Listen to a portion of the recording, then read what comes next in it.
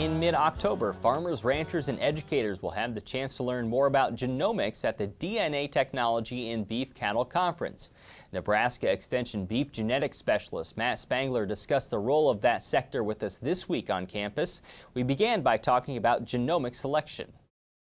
Genomic selection is utilizing really genomic information in the form of DNA markers, or more specifically single nucleotide polymorphisms, to help make decisions on which animals should be parents for the next generation. We've always done this using traditional EPDs, but now actually we're augmenting genomic information with our traditional EPDs, and as a consequence we're able to make more accurate selection decisions earlier in life. And essentially that's genomic selection. Tell me how producers are using this information. So producers are utilizing it to test potential parents. So these are the candidate sires and in some cases the candidate dams. And they may test them at birth or at weaning or even at yearling time to decide which animals should actually be promoted, if you will, to be the potential sires and dams of the next generation. And they're able to get a lot more information on these animals before they actually have offspring born.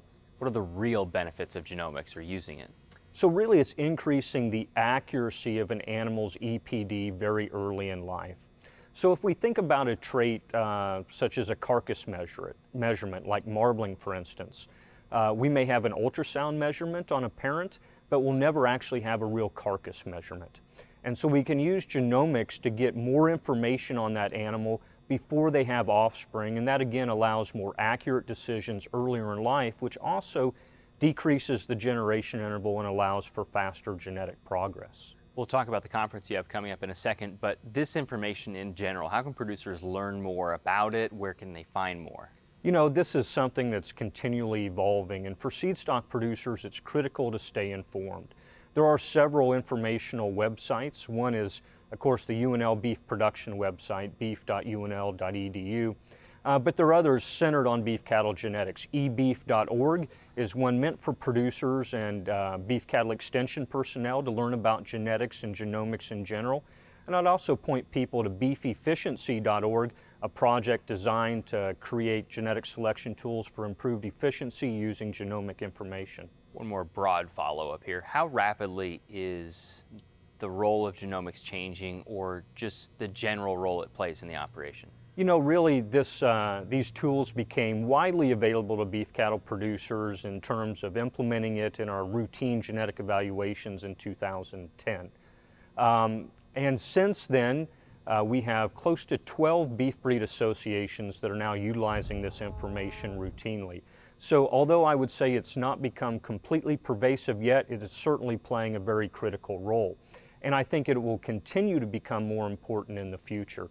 The ability to make more accurate decisions and have selection tools for traits such as bovine respiratory disease or feed efficiency or improved measures of fertility, I think are all very real possibilities and certainly very exciting. You have a DNA Technology Conference coming up in Clay Center. Tell me more about it and what can producers learn from it?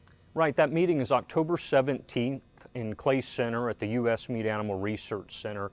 And it's a meeting that we've held annually since 2009, meant to be comprised of brief talks to provide producers and extension personnel on updates relative to genomic selection in beef cattle. And this year's meeting is a little bit different.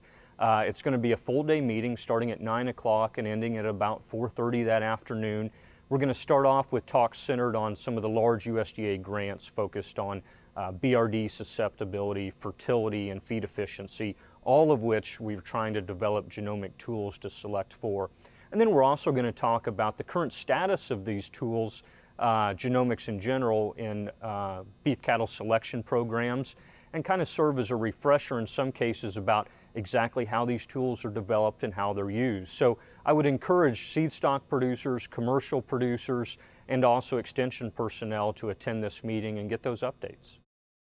You can find more information on the DNA Technology in Beef Cattle Conference through a link on the Market Journal website.